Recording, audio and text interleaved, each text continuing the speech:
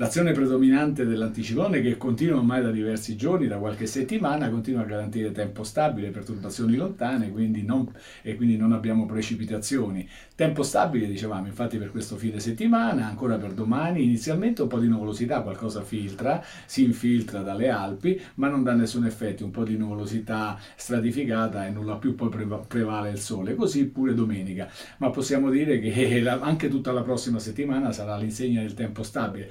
L'anticiclone però favorisce il ristagno delle masse d'aria, questo non giocherà a favore naturalmente per l'accumulo del materiale inquinante che produciamo, quindi attenzione, la prossima settimana avremo delle nebbie durante le prime ore del mattino in pianura che col passare dei giorni saranno sempre più insistenti e i venti infatti saranno molto deboli. Le temperature sono addirittura al di sopra della media, valori massimi 8-10 gradi, valori minimi che per adesso si assestano intorno ai 0 gradi, qualche decimo sotto i 0 gradi, però nulla di più.